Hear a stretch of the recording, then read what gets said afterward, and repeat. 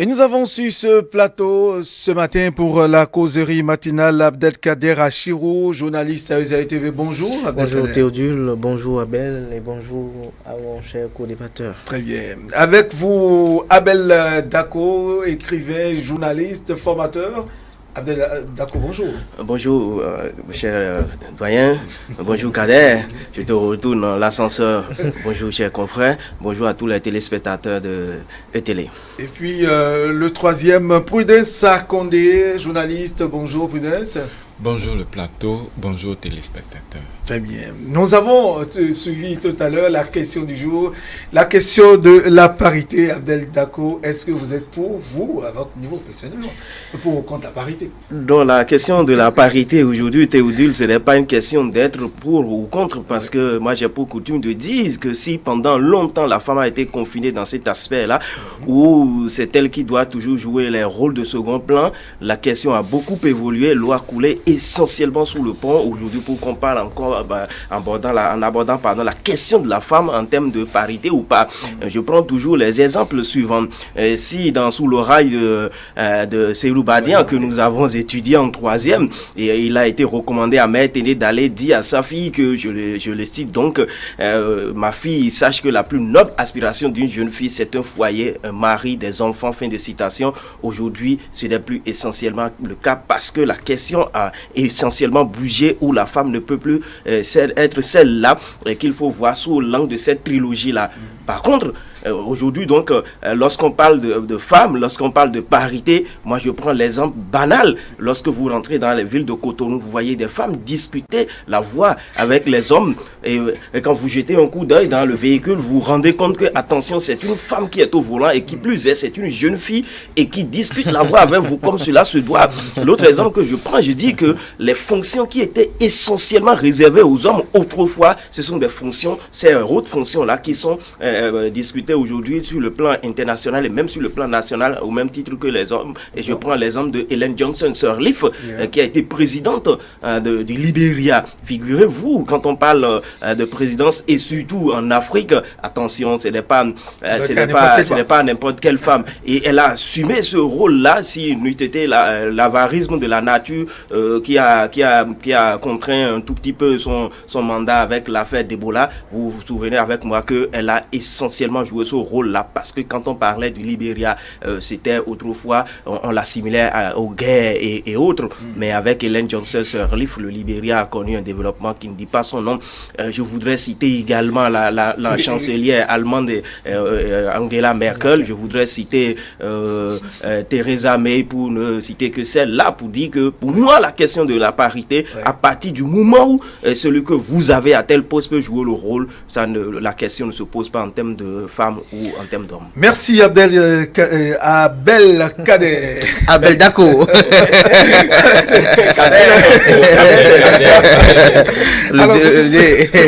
Pouvez s'accorder votre avis sur la question, la parité ou non? Êtes-vous pour? Comme le disait Abel tout à l'heure, c'est une question obsolète. Et à mon avis même, poser la question, c'est déjà mettre la femme au second plan. C'est dire que la question sous-entend que, est-ce que la femme peut se mettre à l'égal de l'homme? Alors que, la question ne se pose pas. Nous sommes tous des humains, nous avons tous les mêmes facultés, nous avons la capacité de faire les mêmes choses. Quitte à chacun maintenant, chaque personne, de développer les capacités qu'il a déjà. Ce n'est pas, en fait, le problème ne se pose pas en termes d'hommes ou de femmes. Vous verrez des hommes qui sont à la fois physiquement, moralement, mentalement faibles plus que des femmes, et vous verrez des femmes qui sont physiquement, moralement, mentalement plus forts que beaucoup d'hommes. Donc, le problème ne se pose pas en termes de est-ce que la femme, est-ce qu'il peut y avoir parité entre l'homme et la femme, est-ce qu'on est d'accord avec la parité entre l'homme et la femme? Non, le problème ne se pose plus à ce niveau-là. Quand on reste à ce stade-là, c'est comme si on restait encore superficiel ou on restait un peu dans des années 1900, 1950, 1960. Actuellement, c'est comment chacun peut explorer et exprimer son plein potentiel. C'est tout. D'accord. C'est tout. À mon avis, c'est là, c'est à ce niveau-là qu'on doit peut-être mettre la question. Comment l'homme et la femme, c'est pas comment la femme, mais comment l'homme et la femme peuvent exprimer leur plein potentiel. D'accord. Abdel Kader? J'ai suivi mes deux prédécesseurs. Je ne suis pas du tout d'avis avec eux parce que mon avis sur la question est partagé quand on parle de parité. Je suis pour la parité pour que nous ayons des femmes de qualité. Des femmes qui disputent des places avec des hommes de qualité. Mais pas pour la promotion de l'inculture, la promotion de l'incompétence ou la promotion des épaves dans la société ou peut-être, j'allais dire, la promotion des peintures. Parce qu'au nom aujourd'hui de la parité, il y a des choses absurdes qui se font aujourd'hui, osons le dire. Ne pas le reconnaître serait faire preuve d'une certaine hypocrisie souriante qui ne dit pas son nom. Vous savez, depuis un certain temps, quand on parle de parité, il y a des femmes parfois qui estiment qu'elles peuvent tout et qu'elles peuvent être capables de tout. Vous savez, quand je prends la simple cause, la politique par exemple, combien d'hommes en Afrique sont d'accord d'accepter que leurs femmes, chaque soir, sortent à 23 heures pour aller à une rencontre politique? Je prends ce simple exemple.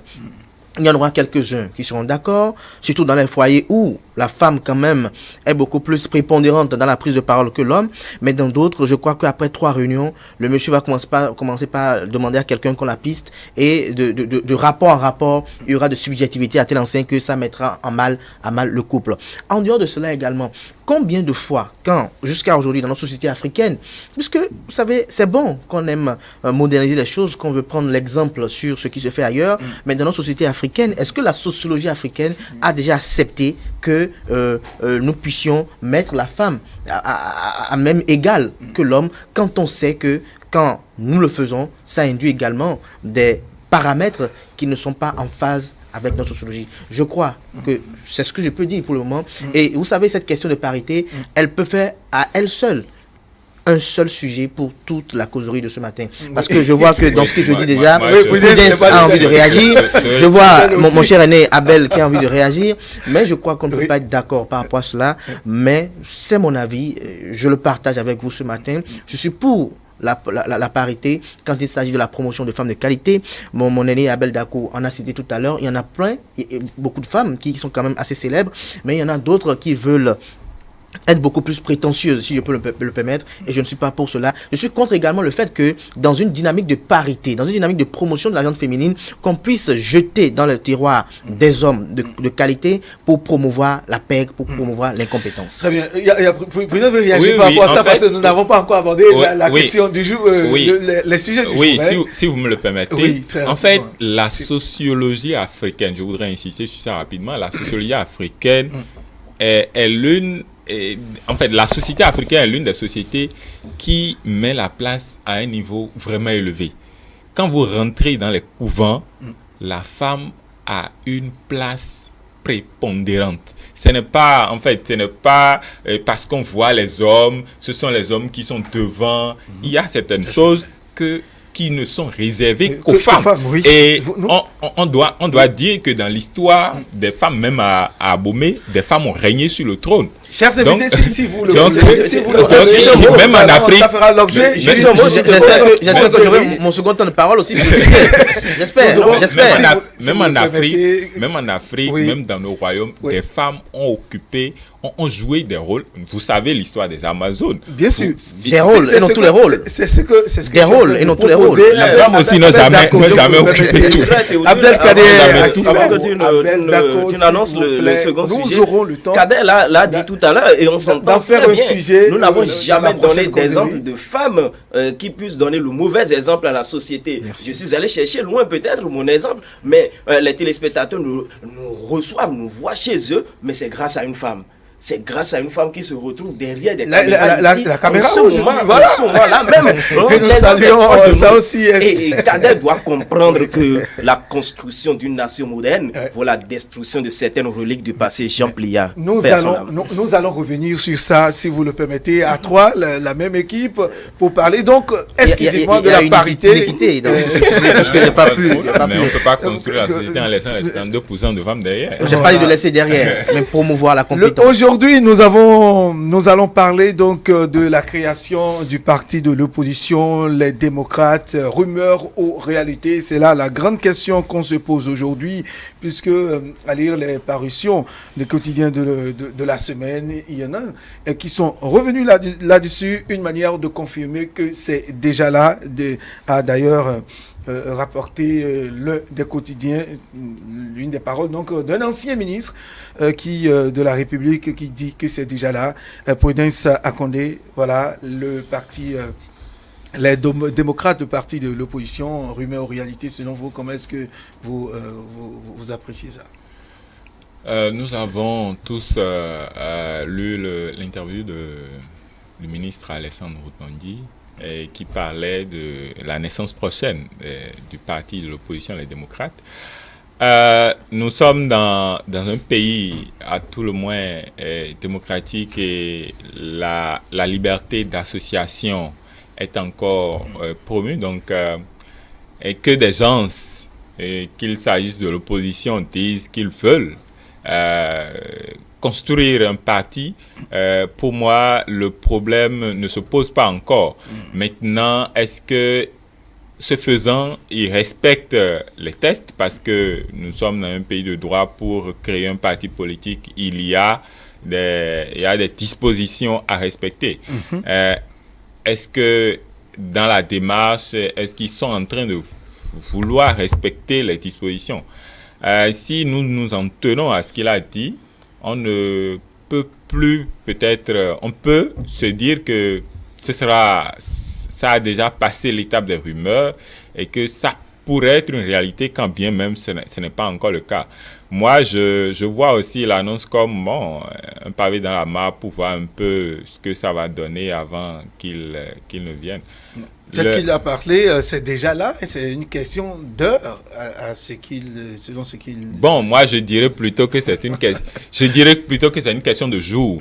Maintenant, parce qu'il a dit que c'est un parti qui va rassembler les classiques de l'opposition, de l'aile dure de l'opposition. C'est en ça que, nous avons encore de l'évolution à faire sur la scène politique au Bénin. Quand on veut créer des partis, on ne les crée pas souvent sur des idéologies. Tel que ces partis, c'est un parti qui est créé spécifiquement pour les échéances électorales prochaines, la présidentielle prochaine. Et en fait, je vois ça comme une préparation à la présidentielle prochaine. Maintenant, ça voudra dire qu'on crée le parti pour conquérir, pour aller chercher le pouvoir d'État, pour l'exercer. Mais on veut exercer le pouvoir d'État suivant quelle idéologie, suivant quels grands axes. Est-ce que ce sera comme on en a souvent l'habitude de dire, on va balayer, on va travailler pour balayer l'équipe qui est là et nous on va s'installer.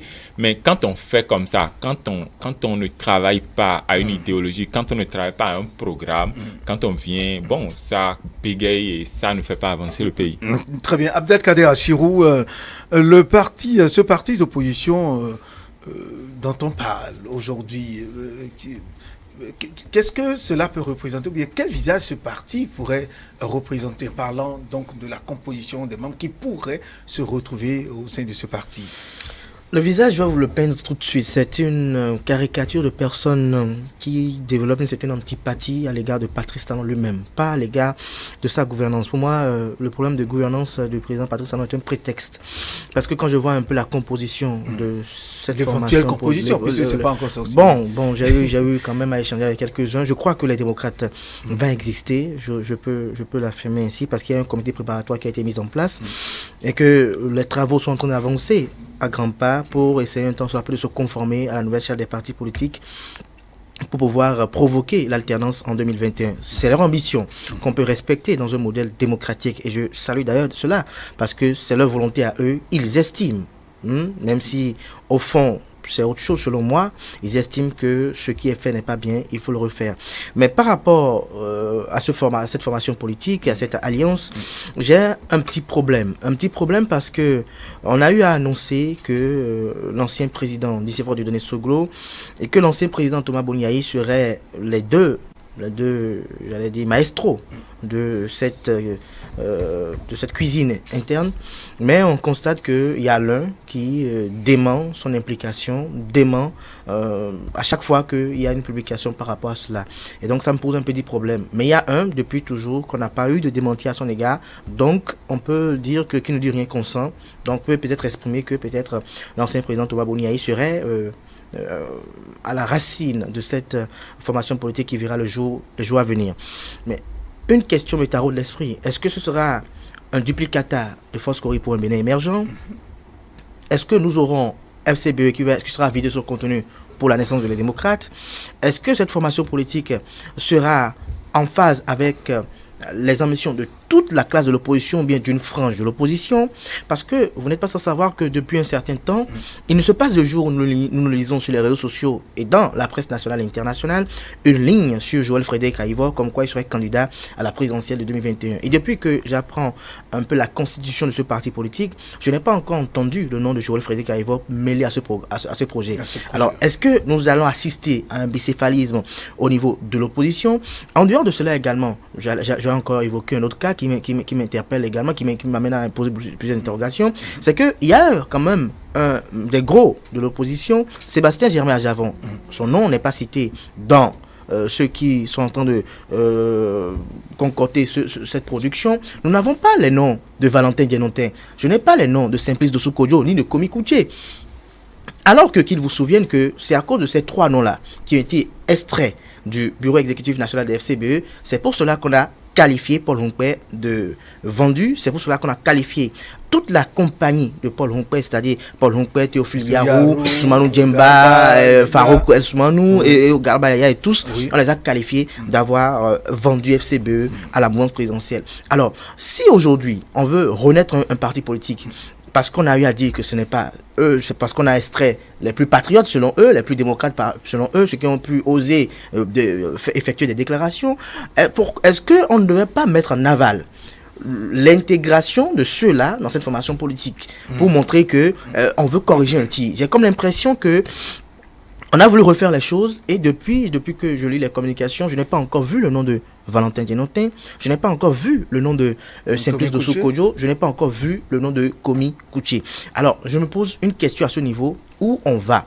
L'autre interrogation que je me pose, c'est de savoir, est-ce que nous ne tendrons pas à l'avenir, quand je parlais des FCBE, à des acteurs politiques qui seront membres fondateurs de deux formations politiques à la fois? Là, je laisse le soin au ministère de l'Intérieur de faire un travail assez efficient. Alors, en dehors de cela, nous sommes en pleine crise de coronavirus où il est interdit les regroupements au-delà de 50 personnes, alors que la charte des partis politiques pour un congrès constitutif réclame à ce que au moins les membres fondateurs se réunissent et ils seront dans l'ordre de au-delà de 1000. Alors, où est-ce qu'ils vont se retrouver pour effectuer le congrès constitutif en pleine crise de la pandémie du coronavirus? Je m'interroge. Et j'espère qu'au moment venu, quand cela sera effectif, qu'on ne créera pas, au moment où la police va effectuer une descente, qu'on ne dira pas que cela a été effectué pour les empêcher de tenir un congrès constitutif. L'autre problème qui m'amène à m'interroger sur cette création de ce parti politique, c'est ce qu'a évoqué tout à l'heure Prudence et qui est assez pertinent. Vous savez, j'ai comme l'impression que à la veille de chaque élection présidentielle, nos acteurs politiques se retrouvent sur la base de critères opportunistes pour essayer tant soit peu d'abattre un seul homme.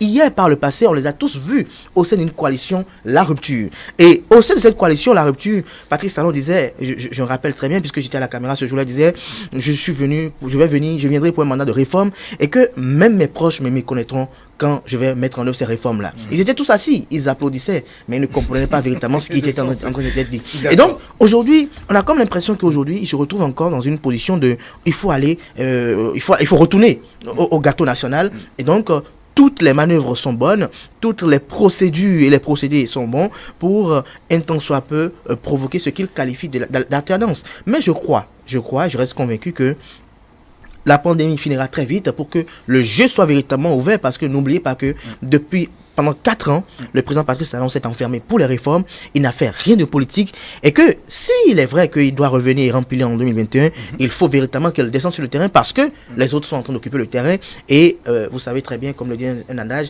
la nature a horreur du vide. Et donc, il faut occuper le terrain politique. Abel Dako, votre réaction par rapport à ce parti qui sera créé, les démocrates bientôt?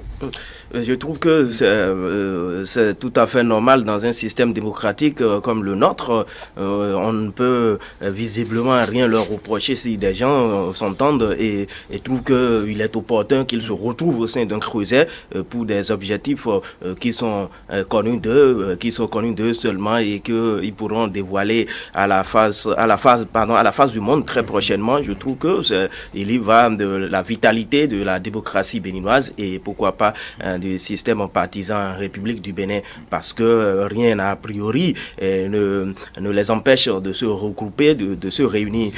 Et ce qui est bien dedans, c'est que des gens qui sont en train de mener des démarches déjà par rapport à l'installation donc de tout ceci, parce que des démarches seraient très avancées au niveau du ministère de l'Intérieur, à ce qu'il paraît, ce qui est certain, comme je le dis toujours, j'emprunte l'expression aux Anglais, wait and see.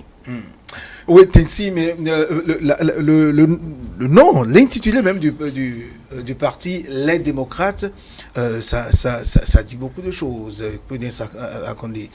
Quand certainement ceux de l'opposition qui ne sont pas d'accord avec la gouvernance actuelle estiment aujourd'hui qu'ils sont des démocrates, allons-y voir, analysons. Oui, en fait, vous savez, un parti politique, certains l'appellent entreprise politique. Il faut un nom, il faut un nom marketing, il faut un nom qui porte. Et quand on dit les démocrates, vous voyez tout de suite, ça fait chez vous-même déjà un déclic, ça crée un déclic, on se dit, bon, en fait, ils veulent dire quoi, ils veulent faire quoi. Je crois que au-delà de ça, ce nom est aussi plus ou moins en harmonie avec les déclarations qui sont faites depuis un moment, qui estiment que bon, en fait, le Bénin est en train de perdre de sa démocratie. Quand on en revient au fond, en fait, à l'idée de la création de ce parti-là, moi, je constate que c'est en fait l'opposition. C'est réveillé, ou du moins c'est en train de se réveiller actuellement, parce que c'est une démarche qu'elles auraient, en fait, quand il dit l'opposition, qu'elle aurait pu faire depuis un moment, en fait, même avant les législatives de 2019 où elle a dit qu'elle était exclue. Mais l'opposition n'avait pas voulu faire les choses, bon, en fait, comme cela se devait, créer un parti, aller de la meilleure manière. Maintenant, bon, certainement qu'elle a compris qu'il faut faire les choses suivant les textes de loi, parce qu'il y a une chose. Même si vous n'êtes pas d'accord avec des textes de loi, mais dès lors que ces textes de loi sont votés, promulgués, vous n'avez pas le choix. Ces textes-là s'imposent à tout le monde. Vous n'aurez l'opportunité de les réviser que lorsque vous en aurez le pouvoir. Donc, tant que ces tests-là ne sont pas changés, la meilleure manière de faire la politique, c'est d'exploiter ces tests-là, de les respecter pour aller de l'avant. Et quand je vois un peu la composition, tout à l'heure, il y a Abdel qui disait que, bon, en fait, il voudrait savoir si les Djenotins, les commis, les simplices, cordiaux ne seront pas de la partie. Je pense aussi que, bon, nous ne sommes peut-être pas à l'étape où ils vont dévoiler la composition de tout le groupe. Dire qu'il y aura un titre personnel. Ils ont des ennuis avec la justice. Voilà pourquoi. Justement, donc, en fait, c'est peut-être en fonction de tout cela qu'ils ne dévoilent pas toute la liste, qu'ils ne disent pas encore tous les membres fondateurs. Mais dès lors que l'ancien président Boni Yayi est du lot, je pense qu'il y a certains qui lui sont fidèles, en fait à la personne de Boni Yayi et qui, d'une manière ou d'une autre, soit activement, soit passivement, vont se retrouver avec ce groupe-là. J'entends déjà que il n'y aura pas, en fait, le parti Restaurer l'Espoir ne va pas se fondre dans ce nouveau parti-là, quand bien même ce soit le président Candide Azanaï, et qui est l'une des personnes, qui était l'une des personnes appelées très tôt à ce regroupement-là. Bon, ça témoigne aussi du fait que dans l'opposition, les points de vue ne sont pas toujours unanimes et que, en fait, ça continue par coincer. Quant au présidentiable, Frédéric Joël Aïvo, ça, je ne sais pas encore. C'est vrai, moi-même, je ne l'ai pas entendu et je me demande, est-ce que ce sera sa candidature que l'opposition va porter? Parce que c'est une question, c'est un professeur d'université qui, actuellement, n'est pas membre d'un parti politique. Jusque-là, c'est vrai que ses points de vue témoigne d'une opposition au régime actuel, au système actuel, mais il n'est pas membre d'un parti politique. Est-ce qu'il sera membre du parti qui est en train d'être créé alors que lui-même, sur le terrain, il commence déjà par rencontrer un certain nombre de personnalités, il va déjà à la rencontre des populations? Je ne suis pas sûr. À mon avis, nous partons peut-être pour avoir deux candidatures de l'opposition. En fait, deux candidats. Le professeur Joël Frédéric Aïvo, qui sera candidat, et certainement le Parti démocrate les démocrates qui va aussi porter la candidature d'un présidentiable, d'un ancien présidentiable, peut-être comme Eric Moudete ou un certain Noreni Achade ou quelqu'un d'autre. Bon. Non, je veux dire qu'il y aura au-delà même de candidatures dans l'opposition. Vous savez, on peut ne pas aimer candidat Armand Marie Azanaï, mais il faut quand même saluer sa lucidité en matière politique, de pouvoir quand même tout de suite détecter là où il y a des mines qui sont placées. Vous savez, quand on voit un peu la composition, il a quand même une très bonne lecture. Quand on voit la composition du parti politique et les démocrates, il y a plusieurs questions qui vous traversent l'esprit. Comment X, Y là, qui se sont combattus tout le temps, se mettent ensemble aujourd'hui? C'est pour un seul intérêt, 2021. C'est une fois le pouvoir pris, ils n'arrivent pas à avoir les accords secrets, vous les reverrez tout de suite dans l'opposition, l'un en train de dire que l'autre n'est pas bon, et c'est la même chose. Vous savez, il faut dépassionner le débat. Nous parlons des candidatures, par exemple, avant de revenir à les démocrates de l'opposition, n'oubliez pas qu'il y a Force Corée pour l'émergence FCBE, qui se bat pour un temps soit peu obtenir les 16 parrains et participer à l'élection présidentielle de 2021. Au moins, ils ont déjà quelques maires au sein des conseils communaux. Alors, donc, on aura FCBE qui sera au rendez-vous. Les démocrates, s'ils arrivent à se conformer aux règles établies en la matière, ils seront présents, ils auront un candidat. Joël Frédéric Aïvo sera candidat, mais il y a également une autre formation politique qu'il ne faut pas négliger. Nous parlons tout à l'heure de candidat Zanaï. Est-ce qu'il ne va pas, lui aussi, entreprendre des démarches? Parce que le nombre de parrains que nous avons, le nombre de maires et de députés que nous avons, nous permettent, malgré le décès d'un des leurs, des députés, nous permettent d'avoir jusqu'à 9 candidatures.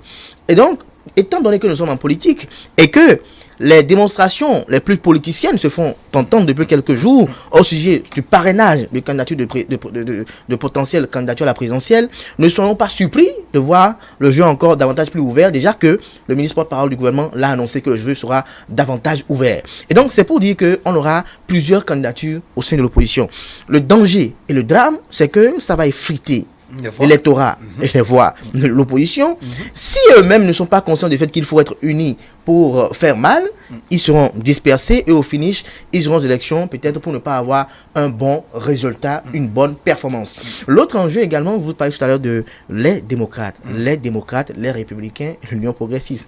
Vous savez, j'ai compris qu'aujourd'hui, des acteurs politiques qui pendant longtemps ont qualifié des lois de chrysogènes, des lois comme des lois drones, des lois qui étaient ciblées, ont décidé aujourd'hui de se conformer à cette loi. C'est bien. Je salue cet engagement démocrate véritablement de respecter les textes et lois de la République. Oui. Mais ma seule inquiétude, c'est de dire, quand on me parle de démocrates, alors qu'au sein de cette formation politique, il y en a eu par le passé qui ont contraint d'autres personnes à ne pas porter du rouge.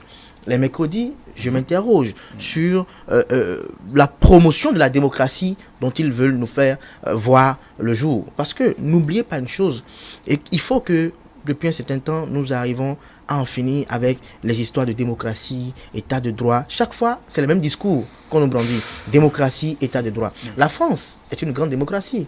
Mais pourquoi, malgré ces péréquations qu'elle perçoit encore en Afrique, pourquoi elle n'est pas en avance de l'Allemagne, par exemple ? On ne se pose jamais cette question. On parle de démocratie, d'état de droit. La France également, que nous prenons comme exemple, il y a eu les Gilets jaunes cette année. Pourquoi il y a eu cela également en France? Est-ce que la démocratie elle-même, dans notre contexte actuel, est-ce que nous ne devons pas aller la repenser un peu?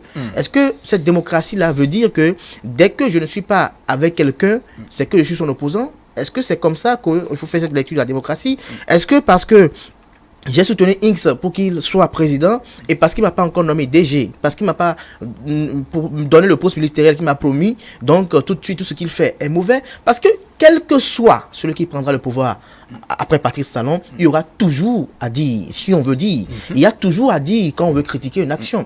Est-ce qu'on critique parce qu'on est frustré? Est-ce qu'on critique parce qu'on est déçu ou bien on critique parce qu'on est en face d'un idéal?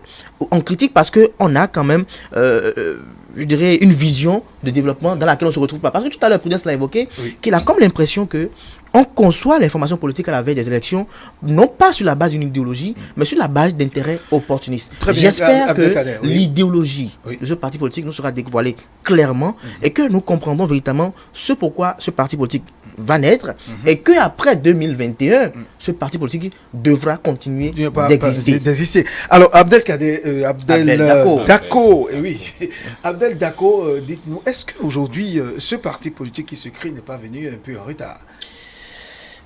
Alors, en retard, je ne pense pas. En retard, je ne pense pas parce que si ils ont le chronogramme en main. Ils ont tout le programme en main, ils savent comment ça doit fonctionner, tout est réglé comme de papier, musique, et ils savent que, attention, si nous ne respectons pas le délai, en la matière, nous ne pourrons pas compétir. Donc, en matière de retard ou pas, je dis qu'ils ne sont pas en retard et ils ont la tête sur les épaules, ils sont en train de s'organiser de façon méticuleuse pour pouvoir évoluer et pour pouvoir atteindre leurs objectifs. Mais pour moi, mon appréciation par rapport à cette question, je dis que pour la postérité, il faut rappeler un certain nombre de choses parce que c'est bien de le rappeler pour dire que on crée les partis politiques, on crée les rassemblements à la veille des élections et après, patatras, ça vole aux éclats. Mais qu'ils vous souviennent, on se rappelle encore très bien. J'aime bien la démonstration que vous faites de Marie à Zanaï et pour démontrer combien de fois c'est un homme de vision. Mais attention, il faut comprendre qu'il était à la rencontre de Jeffa. Il a été dans ce pays. On se rappelle encore l'alliance de Wologede et de quelle rencontre je me rappelle encore, etc., etc. Mais qu'est-ce que ça a donné juste après? Que dalle, si vous voulez, pardon, excusez-moi l'expression, que dalle. Et donc, moi, j'entrevois dans ce rassemblement-là, je ne voudrais pas me faire passer pour un oiseau de mauvais augure, mais je dis que les mêmes causes produisent les mêmes effets si les mêmes conditions sont réunies. Et donc, je suis en train d'entrevoir un lendemain par rapport aux démocrates. Quel type de lendemain?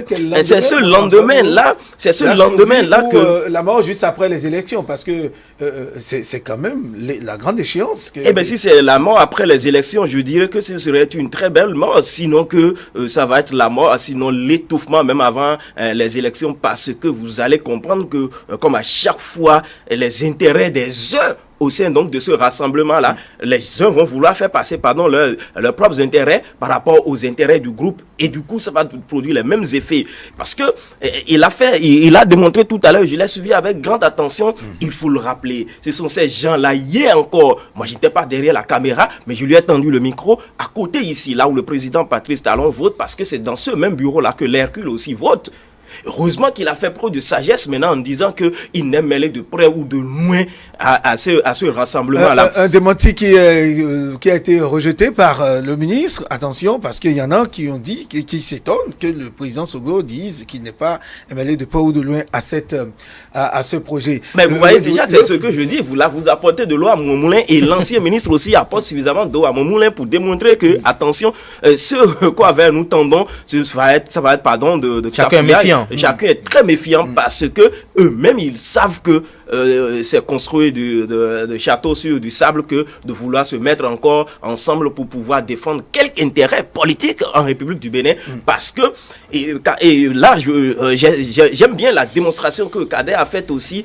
Aujourd'hui, il faut comprendre que nos hommes politiques n'ont pas véritablement de boussole, mais on en veut à quelqu'un, on en veut simplement à la personne de Patrice Talon, et non à ce qu'il fait. Et c'est bien dommage, parce qu'en politique, il faut avoir de la vision, en politique, il faut avoir des objectifs, parce que ce qui doit primer, c'est le Bénin, parce que ce qui doit primer, c'est le Bénin, parce que ce qui doit primer, ce sont les citoyens de ce pays-là. Alors, Prudence, si vous le permettez, nous allons nous appesantir un peu sur le cas de Candide Azanahi, qui aujourd'hui, selon les informations, n'est pas impliqué, ne sera pas avec les démocrates. Est-ce que c'est par rapport aux dernières sorties, les derniers événements qu'il y a eu par rapport à ces deux anciens présidents, qui l'un était peut-être à Dantokpa, avec le président Soglo, etc. Est-ce que ce ne sont pas ces événements qui ont dénaturé, bien sûr, la forme, c'est-à-dire le contenu qu'ils ont donné donc à leur action, à leur supposée résistance, qui fait qu'aujourd'hui, Azanahi se démarque vous dire, quand même, c'est des chefs d'État qui ont eu à diriger le pays, qui ont exercé le pays, ils savent ce que c'est. Je ne pense pas vraiment que ce soit ça. Le président candidat Azanahi avait suggéré le regroupement de l'opposition pour passer la barrière de la loi avant les législatives de 2019.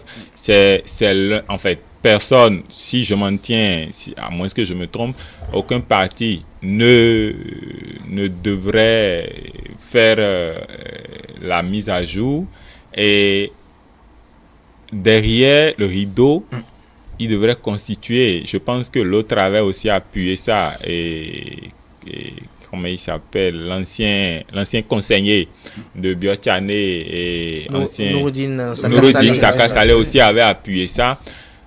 Les partis conçoivent ensemble, ils conçoivent un grand parti qui permet d'aller aux élections, et après, chacun peut reprendre son autonomie. Je pense que le problème du parti Restaurer l'Espoir, ça doit être d'abord son identité.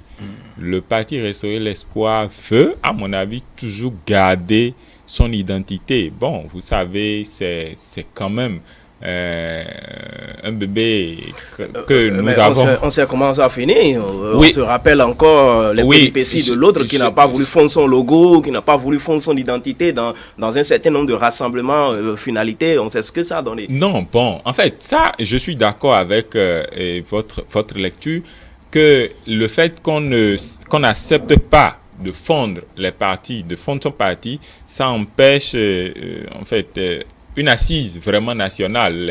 En fait, le parti est beaucoup plus connu ou condensé dans une localité. Mais on ne peut pas reprocher à un homme d'avoir en fait ses opinions politiques. Ça oui. N'oubliez pas qu'aujourd'hui la charte ne permet pas de regrouper encore, de se regrouper. Non, la loi on dit que la loi est due, mais c'est la loi, mais la loi reste la loi reste des tests. La loi n'a pas dit que la loi a demandé à ce que vous ayez des représentants dans chaque arrondissement. Très bien. Et si vous avez des représentants, la loi ne veut pas savoir si les représentants sont vraiment vos partisans, si les représentants, là, le problème ne se pose pas. Et tout à l'heure, Abel disait que pour lui, il ne pense pas qu'ils sont en retard. Les démocrates sont en retard. Je pense aussi qu'ils ne sont pas en retard.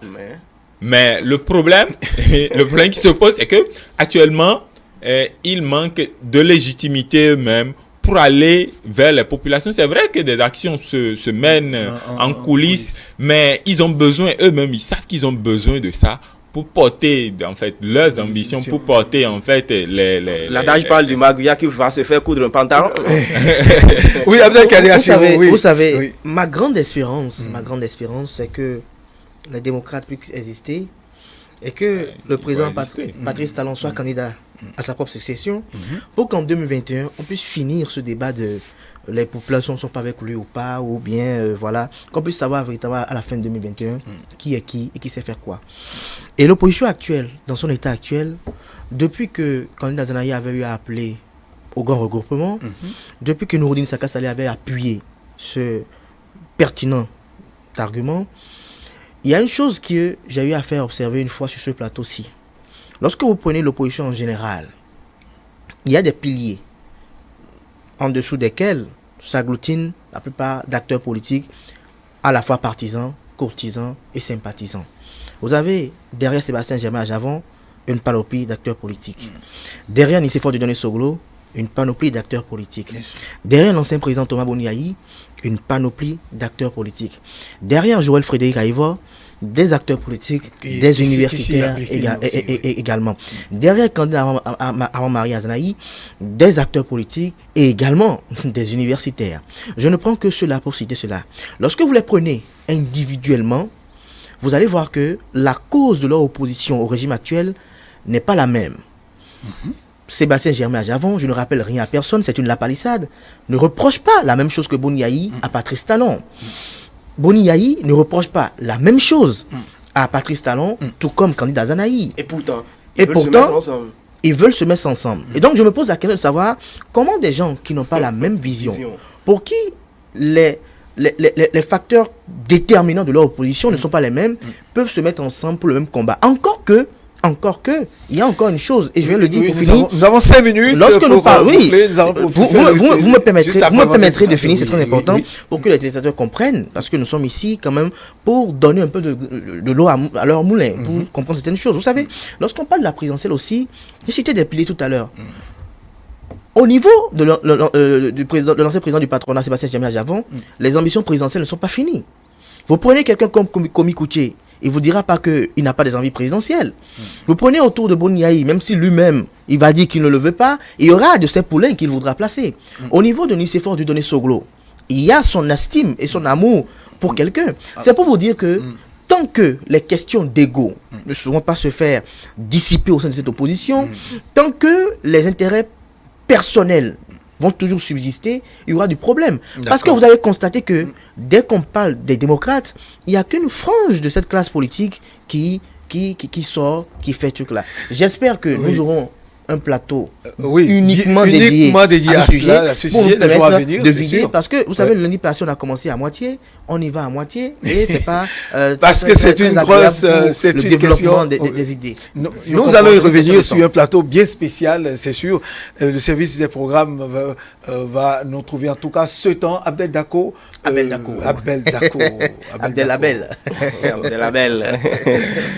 Oui, votre mot de fait. Je souhaite vivement, comme Kader l'a dit, l'existence de ce parti politique pour qu'au finish, on puisse savoir au lendemain donc, de 2021 qui est qui peut faire quoi. Mais je voudrais rappeler à ces acteurs que, comme le dit l'adage africain, on ne saurait ériger son fétiche et le casser du pied. Je vous remercie. Peut-être ça, Condé. C'est Oui, une belle conclusion. je voudrais rappeler que les démocrates est parti à la même allure que l'Union fait la nation. Et que si je parle à l'opposition, si elle ne sait pas s'y prendre, nous risquons d'avoir les mêmes résultats qu'en 2016. Donc, à chacun de prendre ses responsabilités, comme le disent les autres. L'idéal, c'est que, comme nous en avons l'habitude au Bénin, l'élection puisse, il puisse avoir vraiment des candidats de l'opposition, des candidats, que le président de la République aussi actuel puisse se porter à nouveau candidat, et qu'il y ait vraiment cette émulation, qu'il y ait vraiment, ce jeu-là, ce jeu d'acteurs politiques, et que, comme on en a l'habitude, que le méritant gagne, que celui que les institutions, celui qui sera élu, puisse être respecté par tous comme nous en avons l'habitude. Et que la démocratie béninoise soit encore appréciée par tous. Merci à vos chers invités. C'est vrai qu'il y a beaucoup de choses à dire autour de la question. Nous aurons, comme on l'a dit, le service des programmes essaiera de trouver un créneau, un temps, un plateau, je dirais, bien spécial à la question de cette formation politique en création. Mesdames et messieurs, ainsi prend fin la causerie de ce jour. Un seul sujet était donc sur le plateau, la création du parti de l'opposition, les démocrates, attention, les démocrates. Réalité ou rumeur, c'était bien ça. Merci de nous avoir suivis. Très bonne journée à vous tous. On se retrouve demain.